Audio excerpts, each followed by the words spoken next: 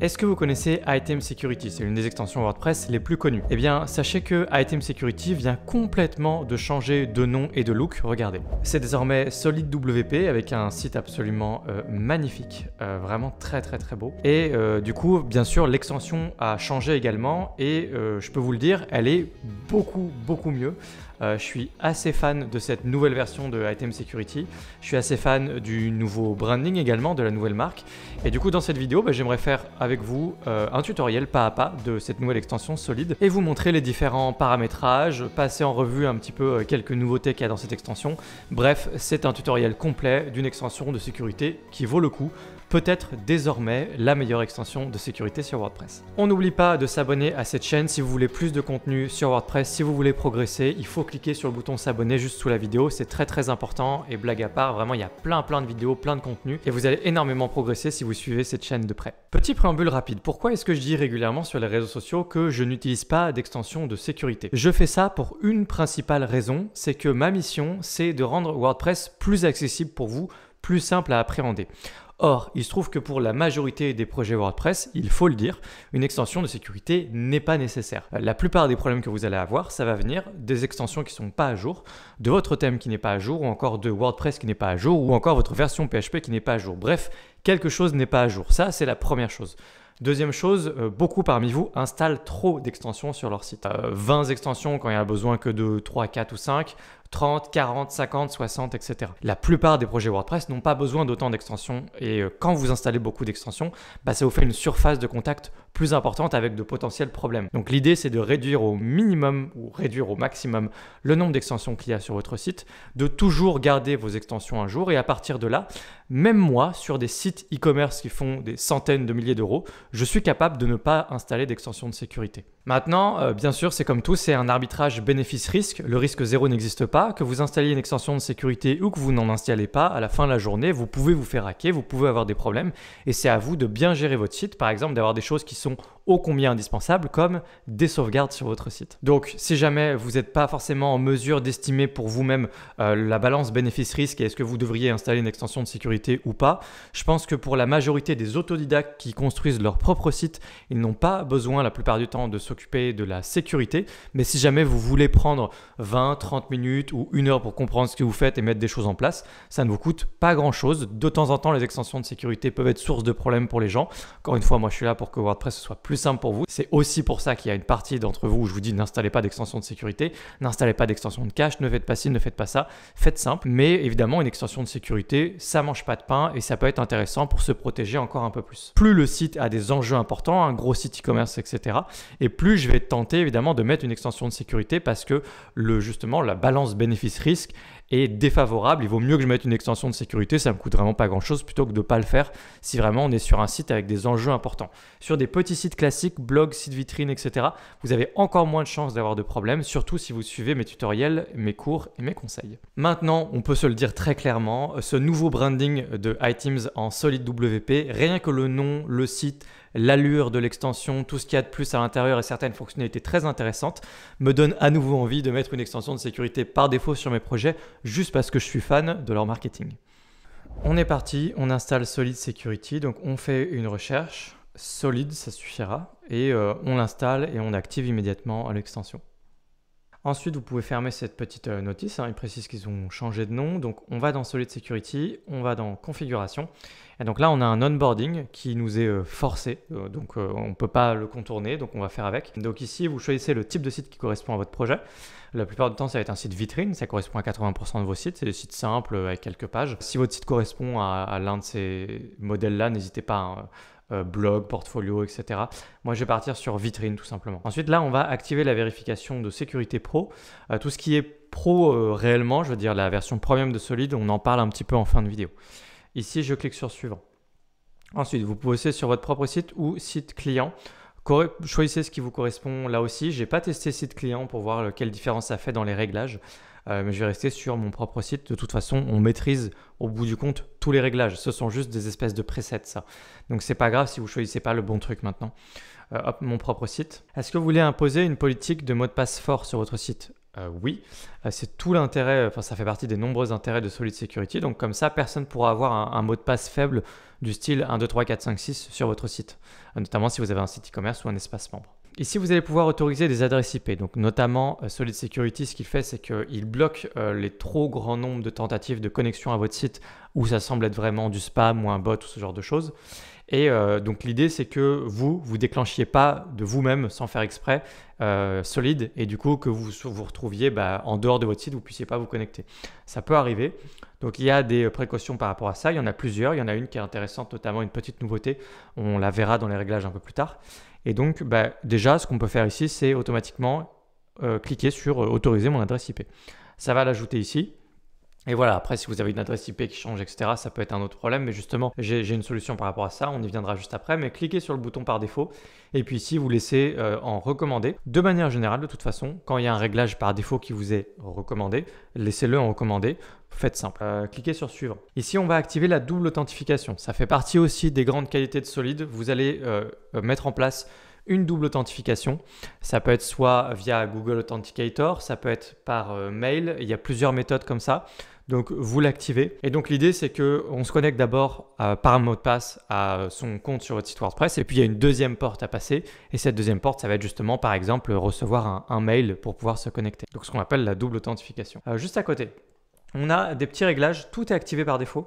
On a un pare-feu qui est activé par défaut. On a un système anti-force brute. Alors force brute, ça va être les bots qui se connectent, qui tentent en fait des dizaines, centaines, milliers de mots de passe très très rapidement sur votre site pour essayer de trouver votre mot de passe et de pouvoir avoir vos identifiants. On appelle ça de la force brute. Donc on laisse activer tout ce qui est en rapport avec de la force brute. Ici, non, ça ne nous intéresse pas pour l'instant. Et le pare-feu, ça va bloquer encore avant, sans même parler de force brute, tout ce qui ressemble à du spam, des bots ou des choses malveillantes, des attaques par exemple pour faire crasher votre site, etc. Ce genre de choses. On installe dans ce cas ce qu'on appelle un firewall, sans rentrer dans les détails. Laissez activer évidemment ici le pare-feu. On a juste à côté l'analyse de site. Vous allez pouvoir l'activer et dans ce cas, ça va automatiquement 2 fois par jour scanner votre site à la recherche de problèmes. Les problèmes, ça peut être très simple, ça peut être simplement des extensions pas à jour, etc. Vous n'êtes pas du tout obligé de le faire sur des sites simples, petits sites vitrines ou des choses comme ça, un blog. Vous n'êtes vraiment pas obligé de vous embêter avec ça forcément. Si vous avez les bons réflexes déjà et que vous venez régulièrement sur votre site pour le mettre à jour une fois par semaine, même une fois tous les 15 jours, en vrai, ça va aller. Par contre, voilà, dès que vous avez un site, encore une fois, avec plus d'enjeux, ce que j'ai décrit en début de vidéo, un site e-commerce, un espace membre, des choses comme ça, n'hésitez pas à activer ce genre d'option. Et quand je dis enjeu, ça ne veut pas dire que votre site vitrine n'est pas important, il ne faut pas l'entendre comme ça. Et puis enfin, dans utilitaire, on retrouve la vérification de sécurité pro. Donc c'est bon, on clique sur suivant. On va avoir maintenant les groupes d'utilisateurs. Les groupes d'utilisateurs, donc on va sélectionner par défaut juste ici. C'est ce que la plupart d'entre vous vont vouloir faire. Personnaliser, c'est pour un utilisateur plus avancé, puisque le but, c'est de faire correspondre ces groupes d'utilisateurs au rôle par défaut dans WordPress. À quoi servent ces groupes? Ils servent à donner des autorisations et à dire ces personnes-là en général peuvent faire ci, peuvent pas faire ça, etc. Ces personnes-là en général peuvent accéder à Solid, aux réglages, ont la double authentification mais n'ont pas mot de passe fort, enfin je vous dis n'importe quoi. Et donc on a ces différents groupes et vous gérez ces groupes-là pour leur donner des autorisations en lot pour que ce soit plus facile. En fait, ça correspond tout simplement au rôle dans WordPress. Les fameux rôles abonnés ou pour vous administrateur, ce genre de rôle. Donc on laisse par défaut et ensuite on retrouve justement tous les rôles qu'on a par défaut sur un site WordPress. Administrateur, éditeur, auteur, contributeur, abonné, tous les autres. Vous pouvez avoir éventuellement vos propres groupes d'utilisateurs pour une utilisation encore une fois plus avancée. Mais sinon par défaut, les rôles c'est très très bien. Et donc vous pouvez ensuite activer ou désactiver les différentes options que vous avez ici. Normalement, la plupart des réglages que vous avez ici par défaut sont bien. Je m'attarde juste sur une chose ici en descendant. Vous avez passé la configuration de double authentification et ce réglage-là, c'est pour laisser les utilisateurs donc de tel rôle. Donc le rôle classique, si des gens créent juste un compte comme ça sur votre site, c'est le rôle abonné juste ici. Donc je peux aller par exemple sur abonné. Et si vous cochez ça, ça veut dire que les gens vont être autorisés à ne pas mettre en place une double authentification. Vous leur laissez la possibilité de ne pas le faire. Ce qui peut être intéressant dans certaines circonstances de ne pas toujours forcer les gens à faire ça. Là encore une fois, ça dépend où vous mettez le curseur en matière de sécurité. Plus vous voulez sécuriser les choses, plus c'est casse-bonbon pour les gens. Moins vous voulez sécuriser, plus c'est permissif. Et là donc c'est évidemment très permissif de par exemple pouvoir laisser les gens passer ça et ne pas le forcer. Donc vous pouvez le faire par exemple pour le rôle classique abonné. je vous recommande peut-être de le cocher, mais on verra là aussi une autre option un peu plus tard qui est assez intéressante par rapport à ça. Sinon, globalement, de toute façon, vous pouvez laisser tout comme c'est par défaut et on clique sur suivant. Ensuite, les notifications, globalement, donc voilà, si vous voulez recevoir les notifications pour tous les comptes admin, si jamais vous avez plusieurs admins sur votre site, bah, vous laissez tous les comptes, sinon vous pouvez sélectionner que vous, voilà, c'est pas très important. S'il n'y a que vous, ça ne change rien, vous pouvez laisser comme ça et vous cliquez sur terminer la config. On est bon, donc maintenant on peut cliquer à nouveau sur réglage ou tableau de bord, peu importe, on va voir tous les menus qui apparaissent ici et on va pouvoir voir tout ça en revue ensemble. On va rester d'abord dans réglage, puisqu'on est déjà dans réglage, et on va regarder un petit peu tout ce qui a été fait. Tous les réglages par défaut correspondent. J'ai déjà vu certains webmasters changer les réglages par défaut, simplement parce que les réglages par défaut sont les réglages connus de la communauté et donc des hackers. Et donc sur le principe, on blinde un petit peu plus, on change les réglages par défaut et pour être un peu plus punitif justement par rapport aux bots, au spam, etc. Si jamais vous voulez faire ça, eh bien, je vous encourage à le faire. Juste vous contentez de faire par exemple ici 15 minutes de blocage. Les gens mettent toujours 20, 30 et les gens mettent des comptes ronds. Moi, comme je suis quelqu'un de très contrariant, je mets pas 21, je mets pas 20, je mets 21 ou 19. Enfin voilà, je fais toujours ça. Donc si vous mettez 30 minutes par exemple, bah, mettez 29. Enfin voilà, ça sert à rien de mettre un compte rond. Hein. Voilà, sur le principe. Moi, je mettrais, dans tous les cas, je ne laisserai pas 15 par défaut, mais je mettrais 20 minutes par exemple. Et puis, jour de mémorisation de blocage, pareil, vous allez mettre un petit peu plus et vous allez mettre, par exemple, vous allez remplacer 7 par 10. L'idée de mémoriser ensuite les blocages, c'est qu'en fait, si ça arrive plein de fois d'affilée, au bout d'un moment, on verrouille vraiment et on laisse plus du tout cette adresse IP se connecter à votre site, enfin atteindre votre site. Donc, à partir du moment où une adresse IP, donc un ordinateur, un bot, un humain s'il est mal intentionné, etc., est bloqué, il va être bloqué 20 minutes. Ensuite, il y a 10 jours de mémorisation de blocage. Donc, pendant 10 jours, on va se rappeler qu'il y a eu des blocages. Et si cette personne atteint 3 blocages, et donc dans un laps de temps de 10 jours, ça veut dire que du coup, la personne sera vraiment complètement verrouillée et la personne ne pourra plus se connecter à votre site. Donc là, pareil, je changerai 3 par 2, cette fois dans l'autre sens. Toujours dans le sens qui nous arrange. Hein. On mémorise plus, des temps de blocage plus longs, un seuil de blocage plus faible, etc. Ensuite, le blocage, ce qui apparaît sur votre site si on essaye d'aller sur votre site alors qu'on est bloqué, c'est les messages que vous avez juste ici. Vous pouvez les changer. Moi, je ne m'embête pas à les changer. Il y a des gens qui me font un petit trait d'humour juste ici et qui disent « Haha, je vous ai bien eu, etc. » Si vous avez envie de faire ce genre de choses, vous pouvez. C'est juste ici. Vous avez les messages de blocage. Moi, je touche à rien. On retrouve ici l'autorisation pour l'adresse IP, la vôtre. Et puis ensuite, ici, vous allez laisser par défaut le réglage là aussi. Vous avez une petite aide là qui vous explique par rapport à la méthode ici de comment sont enregistrés tout ce qui est événements et tout ce qui est mis dans un journal de bord en quelque sorte de Solid Security. On ne va pas rentrer dans les détails, c'est plus technique, c'est peut-être moins intéressant pour vous. Il faut juste comprendre que base de données, c'est le réglage par défaut pour la plupart des sites. Si vous avez un très gros site, ça va être plutôt fichier uniquement. Et ils expliquent tout ça très très bien juste ici. Enfin, juste en bas, on a masqué dans la barre d'administration le menu Solid Security. Moi, j'aime pas quand il y a des trucs en plus dans la barre là-haut. Je vous recommande vivement de cocher cette case. Ça va faire disparaître le menu Solid Security qui n'est pas vraiment utile à mon sens. Voilà, comme ça, si j'actualise, du coup maintenant, le menu disparaît. Ok, on continue. Je vais fermer tout ça. Et ici, on va dans fonctionnalité. Donc, on retrouve la double authentification. Et si je déroule, on va avoir quelques petits réglages en plus.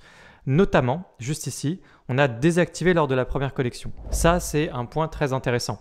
Ça veut dire que vous pouvez laisser la double authentification pour tout le monde, même pour le groupe d'utilisateurs abonnés, les groupes les plus classiques. Mais par contre, vous évitez de les embêter à la première connexion.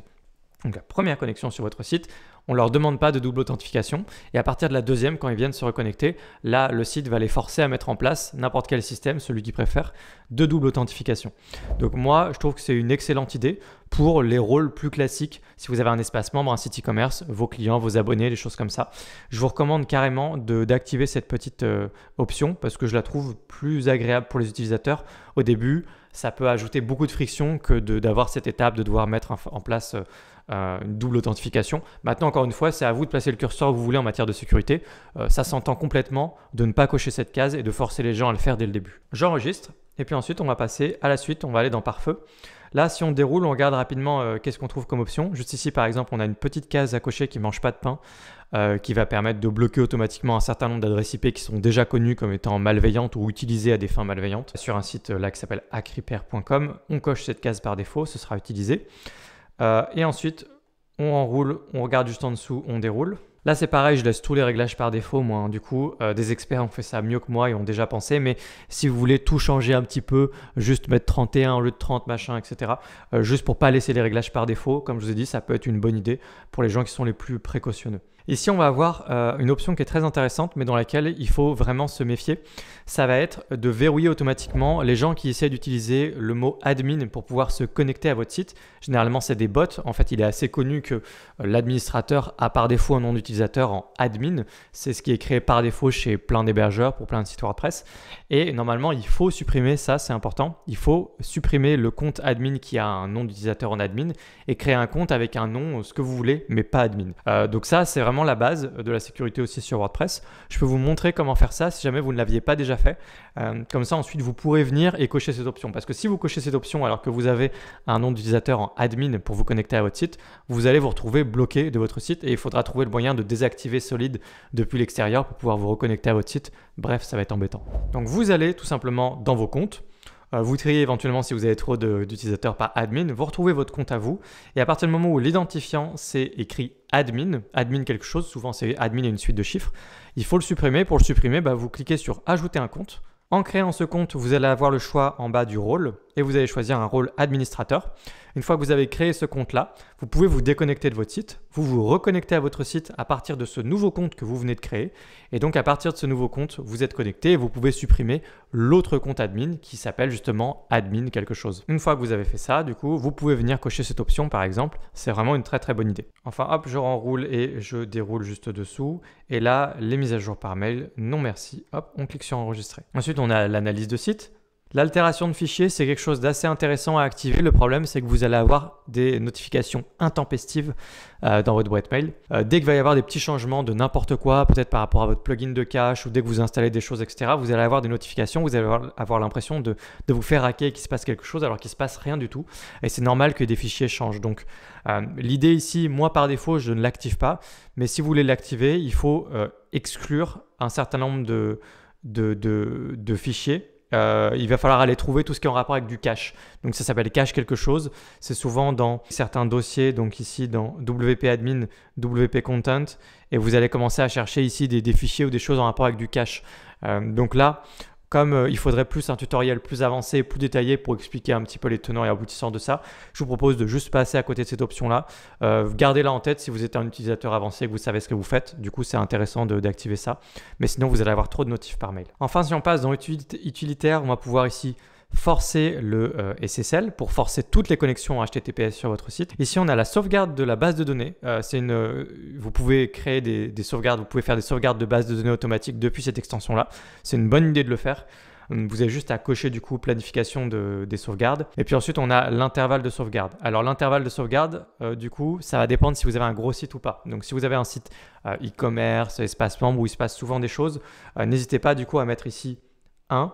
Et donc, ça va faire vraiment une sauvegarde quotidienne. Alors qu'à l'inverse, si vous avez un petit site vitrine, un blog, quelque chose de simple, vous pouvez monter à 15 ou même 30. Ça suffit largement. Petite sauvegarde juste de temps en temps, il ne se passe pas grand-chose sur votre site.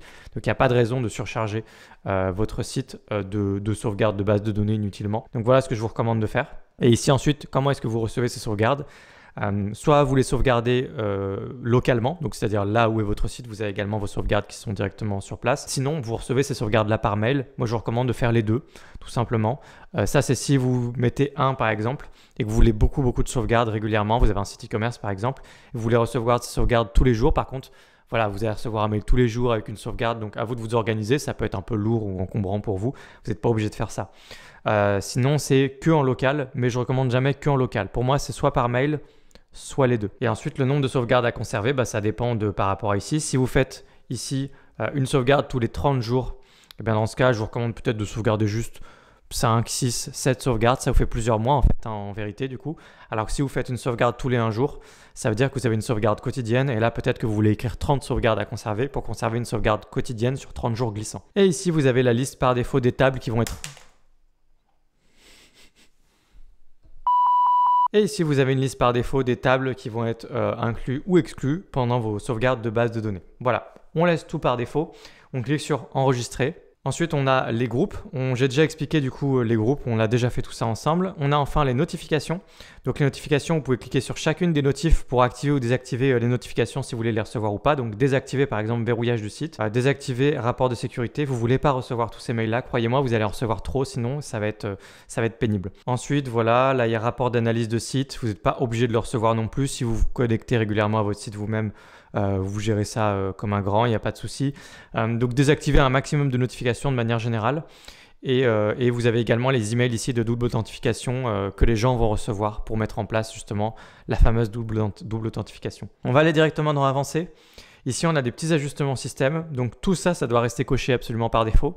Pas besoin d'aller dans le détail. C'est coché par défaut, donc normalement, ça ne devrait pas poser de problème pour vous. Mais ça fait partie des petits réglages de base intéressants dans Items. Ici, on va pouvoir également laisser cocher désactiver l'éditeur de code. Là, ici, je vous invite également à désactiver XML RPC. À cela près qu'il y a certaines extensions qui ne fonctionneront plus si vous faites ça. La plupart des extensions, mais vraiment la grande majorité, ça ne posera pas de problème. Mais certaines rares extensions fonctionnent grâce à ça. Donc lesquelles ça va être par exemple la plus connue, Jetpack. Donc si vous utilisez Jetpack, vous ne pouvez pas désactiver XML RPC. Sinon, il y a de grandes chances que vous puissiez le faire. N'hésitez pas à faire une petite sauvegarde de votre site avant, si jamais vous avez un petit doute. Mais moi, vraiment par défaut sur absolument 100% de mes sites, en fait, je peux venir désactiver XML RPC. Donc il y a des chances que vous puissiez aussi. Là, ici, l'API REST, vous pouvez cliquer sur accès restreint. Sauf si vous êtes un développeur que vous savez ce que vous faites, sinon il y a de grandes chances pour que vous puissiez simplement cliquer sur accès restreint parce que vous n'en avez pas besoin. Et puis ensuite, on peut cocher forcer un pseudo anonyme ici, désactiver les archives des auteurs inactifs parce que ça ne sert à rien. Ensuite, on descend juste en dessous et on a déplacé la page de connexion. Ça, c'est une option très intéressante. C'est-à-dire que votre URL de base en wp-login, wp-admin, tout ça, vous allez la déplacer. Ça ne fonctionnera plus. Les URL de base de connexion WordPress, ça ne fonctionnera plus. Donc, tout ce qui est bot, etc., quand ça va venir tenter de se connecter à votre site, ça va venir en fait automatiquement on aura le choix, mais par défaut, ce sera une erreur 404. Ça va générer une erreur. Et du coup, Solid va s'en rendre compte et va bloquer automatiquement les bots. C'est un bon moyen de vous protéger aussi, de ne pas laisser les URL de connexion par défaut. Donc dans ce cas, tout ce que vous avez à faire, c'est venir cocher ça et mettre ce que vous voulez. / un nom qui n'est pas évident. Vous n'êtes pas obligé de mettre non plus connexion ou se connecter parce qu'il y a des bots ou des choses qui sont automatisées sur Internet qui vont automatiquement tenter ce genre d'URL. Mettez quelque chose de plus exotique qui n'est pas évident du tout et qui ne regarde que vous, où il n'y a que vous qui puissiez deviner. Donc, je vous recommande de faire quelque chose d'original à ce niveau-là. Donc là, je clique sur déplacer la page de connexion. Et puis ici, on a le slug justement de connexion. Vous allez écrire ce que vous voulez ici. Par exemple, noix de coco. Donc là, pour le coup, ça, vous êtes absolument sûr qu'il n'y a pas des bots qui vont tenter ça pour se connecter à votre site. C'est un bon moyen de vous protéger et d'avoir moins de bots qui consomment un peu des ressources sur votre hébergeur, etc. Donc moi, je vous recommande de mettre noix de coco ou autre chose. Ensuite, vous pouvez laisser cocher activer la redirection et par défaut, ça va renvoyer sur une erreur 404 tout simplement. Vous pouvez laisser ça comme ça, c'est très bien. Cliquez sur enregistrer et surtout, retenez cette URL parce que c'est elle dont vous avez besoin pour vous connecter à votre site maintenant. Donc si vous l'oubliez, là c'est pareil, il faudra trouver le moyen de désactiver Solid de l'extérieur pour pouvoir accéder à votre site parce que vous aurez oublié votre URL de connexion. Donc ne perdez pas cette URL et éventuellement notez-la s'il faut. Voilà, ensuite on peut aller rapidement dans outils juste dessous. Ici on va pouvoir exécuter plusieurs choses. Donc là par exemple, vous cliquez sur exécuter juste ici. Ici pareil, modifier l'utilisateur numéro 1, vous cliquez sur exécuter et puis si en dessous, là modifier le préfixe des tables de base de données, ça c'est pareil, vous cliquez sur exécuter mais avant de cliquer, vous faites une sauvegarde. Faites une sauvegarde de toute façon dès qu'il y a des changements comme ça, c'est important d'avoir une sauvegarde de votre site au cas où il y aura un problème. Normalement, il n'y a pas de problème, j'en ai jamais eu en le faisant, mais à force de voir des gens qui disent dans des tutoriels, il faut sauvegarder si jamais il y a un problème. Moi, j'ai jamais eu de problème, mais je préfère vous le dire, sauvegarder si jamais il y a un problème. Donc voilà, sauvegarder et ensuite vous pouvez cliquer sur exécuter. Là, normalement, ça devrait fonctionner. Voilà, moi ça a fonctionné. Donc on a tous les préfixes de la table, des tables de notre base de données qui ont été changés. C'est une très bonne chose. Ici, ça peut être bien de venir exécuter cette fonctionnalité, définir une clé de chiffrement. Si vous pensez avoir été hacké ou qu'il y a un administrateur malveillant sur votre site ou quelque chose, n'hésitez pas à venir ici et à exécuter cette petite fonctionnalité. Ça, c'est assez intéressant. C'est une nouveauté de Solid également. Donc, ça va permettre à Solid Security d'être dans une catégorie de plugins où on ne peut pas trop y toucher sans rentrer dans le détail. Donc, c'est ce qu'on appelle des Mu plugins. Je ne sais pas trop comment on prononce, mais n'hésitez pas à exécuter également cette fonctionnalité-là. Et donc ensuite, il faudra bien faire attention au niveau de vos extensions. Vous allez la trouver dans une petite catégorie à part qu'on appelle justement MU plugins. En gros, ce sont des plugins qui sont intouchables si vous voulez, que vous n'allez pas pouvoir juste désactiver comme ça facilement. J'ai exécuté du coup la fonctionnalité. Hop, juste ici, j'ai déjà actualisé. Et puis là, vous avez le menu indispensable. Voilà, donc maintenant Solid a été basculé dans indispensable juste ici. Donc a priori, d'après ce qu'ils disent, ça a certains impacts en termes de performance ou de sécurité. Je ne peux pas vous dire lesquels spécialement, simplement faites-le du coup par défaut, c'est mieux comme ça. Et puis du coup ensuite on descend, et puis là c'est un petit peu plus avancé, donc on va laisser ça comme ça. Là pareil, on a juste ici, si vous suspectez votre site d'être compromis, modifier les clés de salage de WordPress, ça va notamment déconnecter absolument tous les utilisateurs sur votre site, et du coup ils devront tous se reconnecter. Ok, maintenant juste pour terminer, je me balade un petit peu dans l'extension. On a donc le nouveau tableau de bord. On a ici la possibilité de lancer un scanner. Et ça va scanner un certain nombre de choses, notamment même des choses simples comme est-ce que vos extensions sont à jour, mais aussi est-ce que vous avez une vulnérabilité connue sur votre site, parce que Solid Security intègre désormais un service qui s'appelle PatchStack, ce qui veut dire que du coup, dès qu'il y a une extension ou un thème qui a une vulnérabilité, vous allez être au courant et il va vous inviter très rapidement à mettre à jour votre extension ou votre thème. Donc ça, c'est vraiment très très bien. Donc il scanne absolument tout, WordPress également. Il vérifie que votre site n'est pas répertorié comme étant un site avec du code malicieux pour Google Safe Browsing. Est-ce que tout le monde a une double authentification? Est-ce que les mots de passe sont forts, etc. Donc vous pouvez lancer un scan. Et du coup, vous laissez le scan se faire. Il va se faire du coup automatiquement 2 fois par jour. On a juste en dessous le firewall. Voilà, donc le firewall, il va agir tout seul. Là, vous n'avez rien à faire de plus ici. On a ensuite les vulnérabilités. Ça, c'est l'intégration avec PatchStack justement. On fait un petit point rapidement par rapport à la version Pro. La version Pro a quelque chose de très intéressant. C'est une intégration des virtual patch de PatchStack. Ça veut dire que dès qu'une extension a une vulnérabilité, PatchStack, leur boulot à eux, c'est de patcher l'extension, c'est-à-dire c'est de combler en fait le problème qu'il y a. Donc s'il y a une vulnérabilité, ils vont venir combler, boucher le trou. Et même si vous n'avez pas fait la mise à jour de l'extension, vous êtes quand même déjà protégé à la volée, sans rien faire, vous êtes directement protégé. C'est ce qu'on appelle des failles 0 jour. C'est l'une des failles les plus critiques de WordPress, l'une des choses pour lesquelles vous avez le moins de la main dessus, parce que si jamais il y a une faille qui est connue, du coup c'est instantané et cette faille du coup vous êtes directement exposé dessus, et peut-être même que les développeurs n'ont pas encore eu le temps de proposer une mise à jour pour combler la petite faille de sécurité, donc vous vous retrouvez juste exposé et là vous pouvez absolument rien faire. C'est une famille de problèmes de sécurité qu'il faut prendre au sérieux, même si c'est pas forcément, faut pas avoir peur, vous n'allez pas être exposé tous les 4 matins, mais voilà, il faut savoir que ça existe, ça s'appelle des failles 0 jour, et la seule façon de vous protéger c'est d'avoir ce genre de service avec des patchs virtuels. PatchStack le propose et ça fonctionne à travers Solid Security Pro. Donc si vous passez à la version Pro, vous avez ce service-là. Et là, dans ce cas, vous êtes vraiment en sécurité, vous êtes vraiment bien. Encore une fois, le risque 0 n'existe pas, mais là, vous êtes quand même vachement plus en sécurité. Solid Security en version Pro est vraiment intéressant pour ça en particulier. Donc là, dès que vous aurez une vulnérabilité, vous serez au courant. Vous pouvez d'ailleurs lancer une petite analyse juste ici. Mais sinon, vous serez au courant et vous le dira. Et si vous voulez vous protéger, à partir du moment où il y a une mise à jour pour cette extension ou ce thème, faites-le. Et normalement, justement, vous êtes protégé. Ensuite, on a User Security. Ici, vous allez avoir la main sur l'ensemble des utilisateurs de votre site. C'est très pratique. Si vous cliquez sur n'importe lequel de vos utilisateurs, vous allez pouvoir lui envoyer un nouveau mail pour initialiser son mot de passe. Vous pouvez supprimer son compte. Vous pouvez forcer la déconnexion de cet utilisateur. Vous pouvez renvoyer un mail si jamais la personne n'a pas mis de la double authentification en place. Vous pouvez lui renvoyer un mail de rappel en cliquant sur le bouton juste ici par exemple. Donc vous pouvez faire ça utilisateur par utilisateur, mais vous pouvez aussi le faire pour l'ensemble des utilisateurs selon n'importe quel critère. Vous allez dans les filtres ici. Vous prenez par exemple un groupe entier. Vous triez absolument tout le monde dans ce groupe. Apply Filters. Et alors là, je ne peux pas parce que du coup, il n'y a personne qui apparaît. Et donc on va le faire pour les admins par exemple. Hop. Filter, et du coup ensuite vous sélectionnez absolument tout le monde par exemple comme ça avec la petite case, et puis vous faites action rapide ici et vous pouvez faire ce que je viens de vous montrer pour l'ensemble des utilisateurs. Donc tous les gens qui n'ont pas de double authentification en place sur votre site, vous pouvez envoyer un rappel par exemple comme ça, c'est super pratique. Et vous pouvez trier de plein de façons. Par exemple, vous pouvez trier en disant est activé ou n'est pas activé, la double authentification justement. Vous voyez là juste en dessous. Puis les groupes, les rôles, forcer le mot de passe. Donc là, vous pouvez trier par mot de passe. Si jamais il y a des gens qui ont des mots de passe considérés comme faibles, vous pouvez les trier comme ça, les filtrer et ensuite faire une action pour l'ensemble des gens qui ont un mot de passe faible sur votre site. Ça, cette partie-là, elle est vraiment canon à mon sens. Parce que l'un des points importants pour moi justement où je dis il n'y a pas forcément besoin d'une extension de sécurité, c'est notamment vous avez votre propre site et si vous faites l'effort de mettre un mot de passe fort, un mot de passe avec plein de caractères, des caractères spéciaux, des chiffres, des lettres, etc. Quand vous faites ça, vous écartez l'écrasante majorité des problèmes que vous pourriez avoir avec tout ce qui est brute force, tentative de récupérer votre mot de passe, etc.